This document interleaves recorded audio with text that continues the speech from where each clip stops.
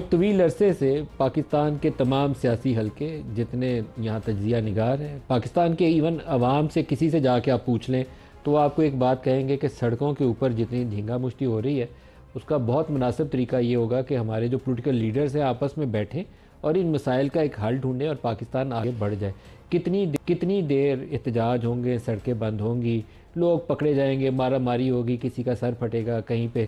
Containers لگے ہوں گے، کہیں پہ رستے بلاک کیے جائیں گے، لیکن یہ سلسلہ آگے بڑھتا نہیں تھا۔ کبھی ایک شرط، کبھی ایک ناراض، کبھی دوسرا ناراض، ایک راضی ہوا تو دوسرا اڑ گیا، پہلا راضی ہوا تو وہ دوسرے والا اڑ گیا، یہ سلسلہ آگے چلتا ہی نہیں تھا۔ لیکن آخر کار ایک ایسی سٹیج آئی ہے جس میں پاکستان تحریک انصاف کی طرف سے بھی کہا گیا کہ ہم نے کمیٹی بنا دی ہے، بات چیت کریں گے، اور دوسری طرف سے حکومت نے بھی اس کے اوپر رضامندی کا اظہار کیا۔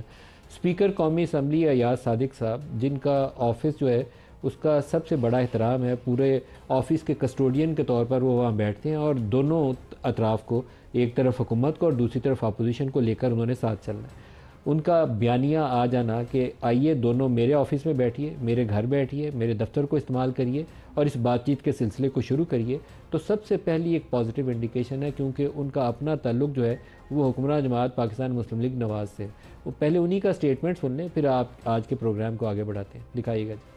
کل جو ماحول بنا، جو شیر صاحب نے بات کی، جو خواجہ آصف صاحب نے بات کی، رانا ثناء اللہ صاحب نے بات کی، اسپیکر کا جو دفتر ہے سب کا دفتر ہوتا ہے، اسپیکر کا گھر ہے وہ سب کا ٹریجری اور اپوزیشن کا ہوتا ہے۔ اسپیکر کے دروازے ہر وقت اپنے ممبران کے لیے کھلے ہوتے ہیں۔ اسپیکر کا دفتر، اسپیکر کا گھر 24 گھنٹے کھلا ہے۔ اپوزیشن اور گورنمنٹ تشریف لانا چاہیں اور مذاکرات کی بات کرنا چاہیں، مل بیٹھ کے تلخی ختم کرنے کی بات کرنا چاہیں، تو ہم اگر بیٹھ کے یہ بات کرنا چاہیں، اسپیکر کا دفتر ہے، کوئی کمی نہیں آنے دوں گا۔ اور میرے لیے قابل احترام ہے میرے ممبران، چاہے وہ ٹریجری کے ہیں چاہے وہ اپوزیشن کے ہیں۔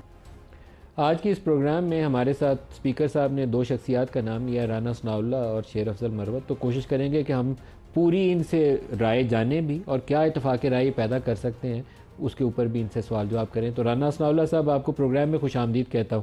سر، آپ ہی سے پروگرام کا آغاز کرنا چاہوں گا۔ بات چیت کے حوالے سے آپ کا رویہ بھی مثبت ہے، آپ بھی کہتے ہیں کہ رستہ آگے بات چیت سے ہی نکلے گا، لیکن بات چیت کبھی آگے چلی نہیں۔ تو یہ پہلا موقع ہے کہ لگتا ہے کہ راستے جہاں تالے لگے ہوئے تھے، رکاوٹیں تھیں، تو وہ رکاوٹیں ہٹ رہی ہیں، راستے کھل رہے ہیں۔ چلے گا آگے سلسلہ؟ دیکھیں، یہ سلسلہ جو ہے وہ آگے چلنا چاہیے، اور جو پارلیمانی جمہوری سسٹم جو ہے اس میں قائد حزب، یعنی حزب اختلاف اور حزب اقتدار جو ہے، یہ جس طرح سے کہا جاتا ہے کہ گاڑی اگر یہ دونوں سموتھ نہ چلیں تو گاڑی آگے چل نہیں سکتی، تو اس لیے اس میں تو کوئی دوسری رائے نہیں ہو سکتی کہ یہ سلسلہ آگے چلنا چاہیے۔ لیکن اس میں جو لیڈرشپ ہے دونوں سائیڈز کی، اس کا اس بارے میں جو ہے وہ مختلف ایشوز کے بارے میں ان کی جو اپنی ایک رائے ہے، ایک اپنا ڈیسیجن ہے، اور اس میں کس حد تک وہ دوسرے کو اکاموڈیٹ کرنا چاہتے ہیں، یہ چیزیں جو ہیں وہ بنیادی طور پہ میٹر کرتی ہیں۔ اسپیکرز آفس میں، اسپیکرز چیمبر میں اس سے پہلے بھی ہماری ملاقات رہی ہے، اب بھی ہے اور آئندہ بھی رہے گی، اور اس سلسلے کو اگر باضابطہ طور پہ جس طرح سے کل ایک کوشش ہوئی ہے اور اس کو ہم اب آگے لے کے جانا چاہتے ہیں، تو اس میں جب ایشوز ڈسکس ہوں گے، ان ایشوز کے متعلق جو فیصلے جو ہے وہ سامنے آئیں گے یا مطالبات دونوں طرف سے سامنے آئیں گے، تو کون سا فریق دوسرے فریق کو کس حد تک اکاموڈیٹ کرتا ہے، اس سے جو ہے وہ یہ فیصلہ ہوگا کہ ان کی یعنی مذاکرات کی کامیابی اور ناکامی کا۔ لیکن بہرحال ہماری یہ کوشش ہوگی کہ اس معاملے کو کسی منطقی نتیجے تک پہنچایا جائے۔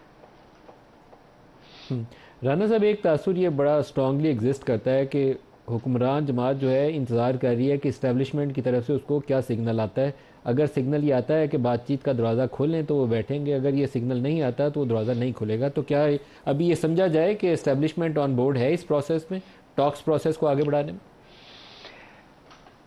دیکھیں اسٹیبلشمنٹ جو ہے انہوں نے کبھی بھی جو ہے وہ اس بارے میں نہیں روکا،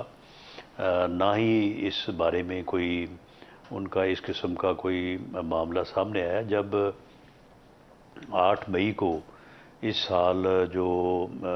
ایک بڑی اہم پریس کانفرنس کی تھی D G I S P R نے، تو اس پریس کانفرنس میں بھی انہوں نے یہ کہا تھا کہ مذاکرات جو ہیں یا بات چیت جو ہے یہ ہمارا مینڈیٹ نہیں ہے، لیکن سیاسی جماعتوں کو آپس میں بیٹھنا چاہیے، ان کو آپس میں جو ہے وہ بات کرنی چاہیے۔ تو اب پارلیمنٹ میں جب روزانہ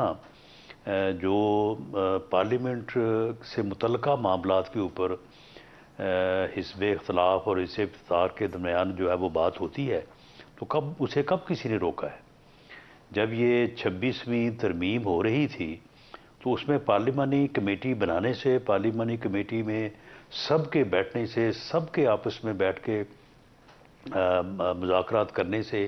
اور ایک دوسرے کو اکاموڈیٹ کرنے سے، کہاں پہ مسودے تھے جب یہ بات شروع ہوئی اور پھر کہاں پہ آگے بات جو ہے وہ کنکلوڈ ہوئی،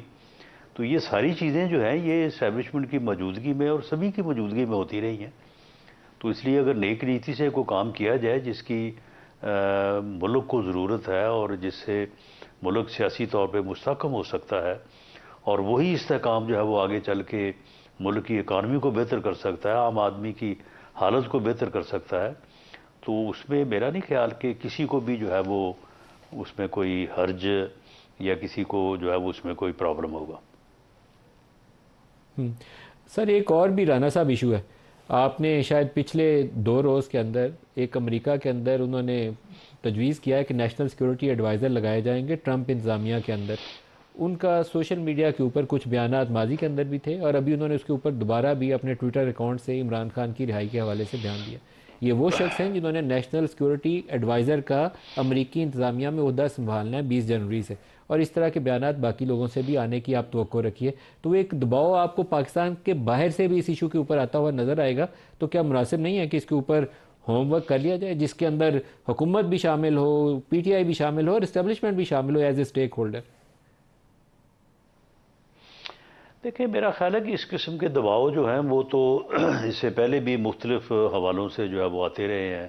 کبھی اڈے لینے کے حوالے سے آئے، کبھی شکیل افریدی کے حوالے سے آئے، کبھی اور چیزوں کے اوپر جو ہے وہ غیر ملکی دباؤ جو ہے وہ آتے رہتے ہیں، تو وہ بنیادی جو ہے وہ کردار ادا نہیں کر سکتے۔ بنیادی کردار جو ہے یہ ہماری پولیٹیکل لیڈرشپ کے اور ہماری پولیٹیکل پارٹیز کے اس بات کا احساس ہونے سے جو ہے وہ ادا ہوگا کہ یہ سب کو یہ احساس ہو کہ ہم نے جو ہے وہ اپنے پولیٹیکل ایشوز کو، اپنے پرابلمز کو